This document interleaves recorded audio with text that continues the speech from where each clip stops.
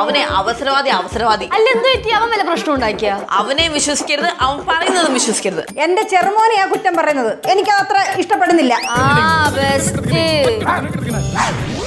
കേശു ഇങ്ങനെയൊക്കെ ആണെങ്കിലും അവൻ നല്ലവനാ. നിങ്ങളാണ് അവനെങ്ങനെ പൊക്കി പൊക്കി പൊക്കി ഒന്നിനും കൊള്ളാത്തവനാക്കിയത്. നീ എന്തിനാടാ ഇങ്ങനെ നാണം കെട്ട് ഒളിച്ചു നിന്ന് കേൾക്കുന്നേ?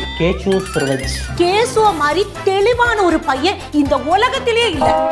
കേശുവും മെർലിനെയും ചുറ്റിപ്പറ്റിയിട്ട് ഇപ്പോൾ കുറച്ച് എപ്പിസോഡുകളായിട്ട് പോകുന്നുണ്ട്. അപ്പോൾ അതിൻ്റെ ഒരു കണ്ടിന്യൂഷൻ ആയിട്ട് മെർലിൻ നമ്മുടെ പാറമട വീട്ടിലേക്ക് വന്നിട്ട് കേശുവിനെ പറ്റിയ കുറച്ച് കുറ്റങ്ങൾ പറയുന്നതാണ് പുതിയ എപ്പിസോഡിൻ്റെ പ്രൊമോയിൽ കാണിക്കുന്നത്.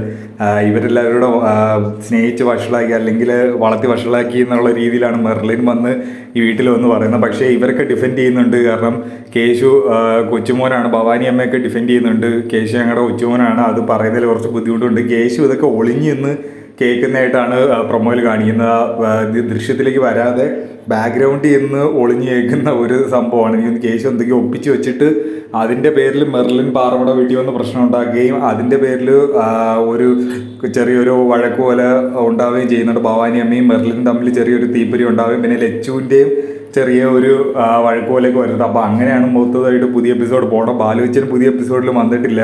എപ്പോഴായിരിക്കും എൻട്രി എന്നുള്ളത് ഇതുവരെ കൺഫേം ആയിട്ടില്ല. എന്തായാലും 2-3 എപ്പിസോഡിനുള്ളിൽ തന്നെ ബാലുവച്ചൻ്റെ ഒരു എൻട്രി നമുക്ക് എന്തായാലും പ്രതീക്ഷിക്കാം.